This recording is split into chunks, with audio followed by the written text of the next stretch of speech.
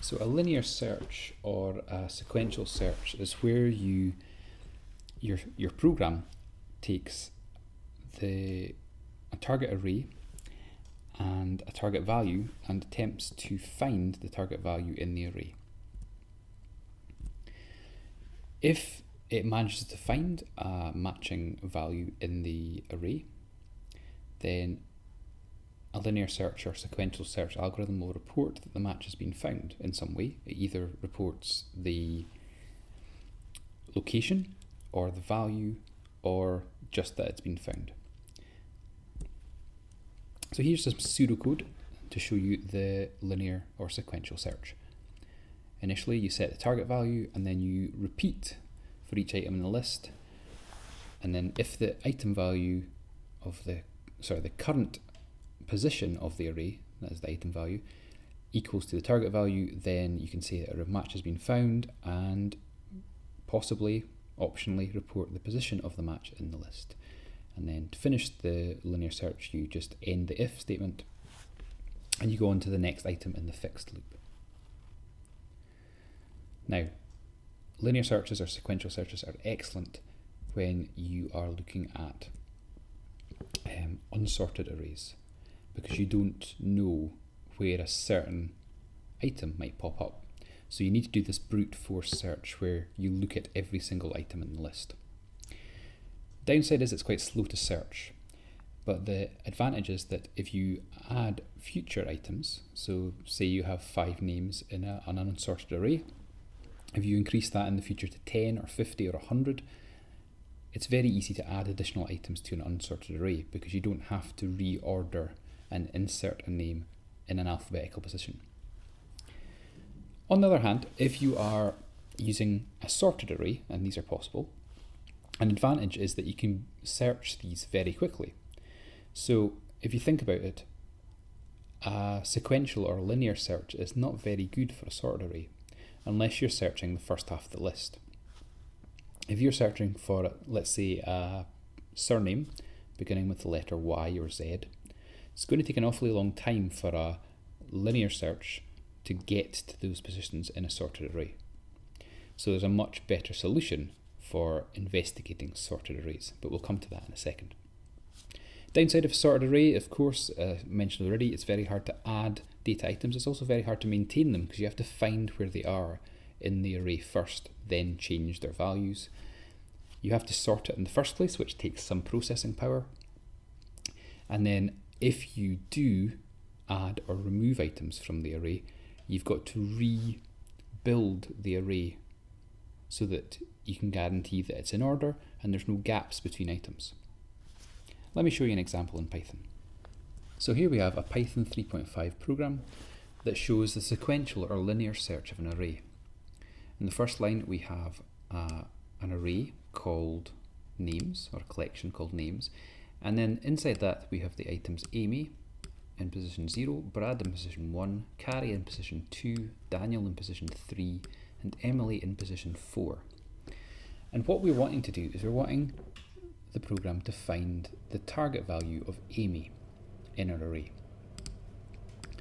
On line 3 we've set a variable called found to false because we want to show at the end of the program if the target value has been found or not.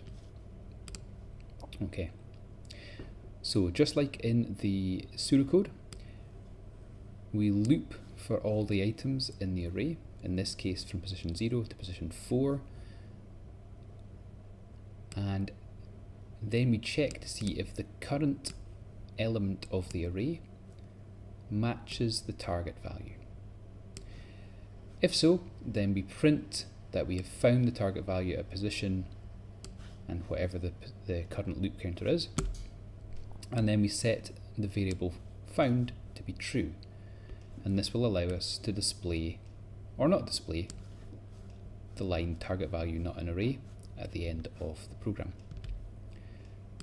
Now because Python doesn't have end ifs, we just use the indents to show how loops and selection statements finish.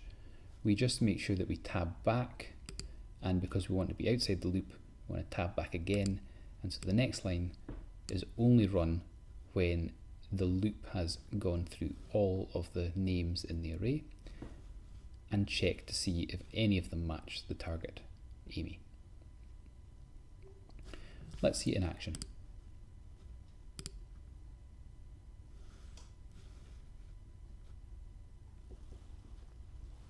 Okay, very quickly, Python's told us that it has found the target value at position 0 and that end of search has been reached. Let's just check that manually. So Amy is position 0, Brad is position 1, Carrie is position 2, Daniel's position 3, and Emily's position 4. Our target was Amy, and so just by looking we can tell that that should return position 0.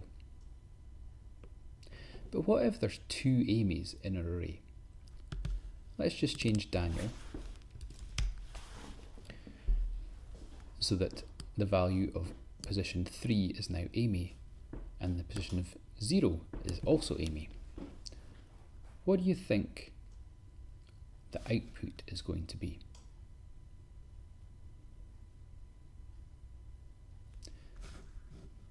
So let's run the program and find out.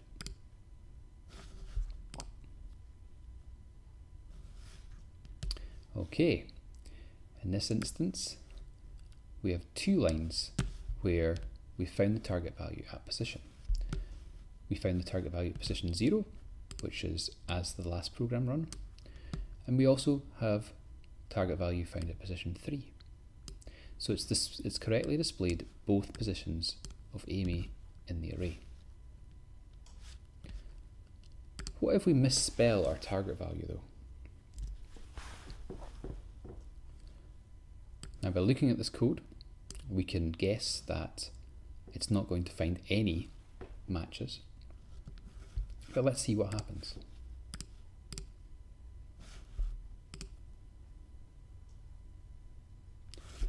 And our program has correctly said that the target value is not in the array. So when it's gone through the fixed loop, it has checked every single item in the names array against the target value and has not found a match. So we can say that our program is robust.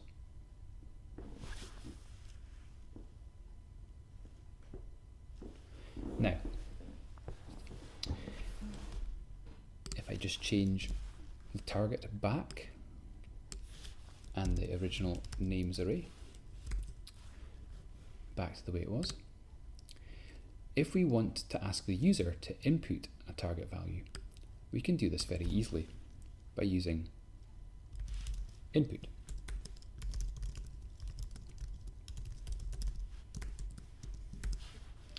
So in this instance, we've just asked the user to enter a name to search for, and we'll store that in the variable target, which will then be used in the linear or sequential search.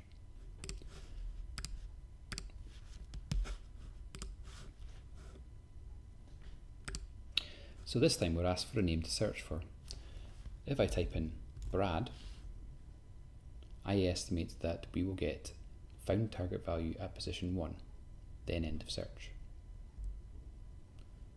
It's as expected. However, if I run the program again,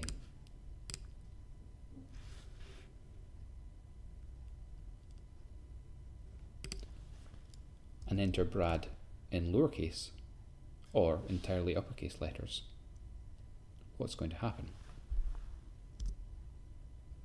In this instance, the target value was not found in the array. Hopefully you realise it's because of the uppercase and lowercase characters being different. To resolve this, we can make use of predefined functions to turn all of the case letters, uppercase or lowercase, into a standard form that we can use to compare across the array and target value. But that's for another time.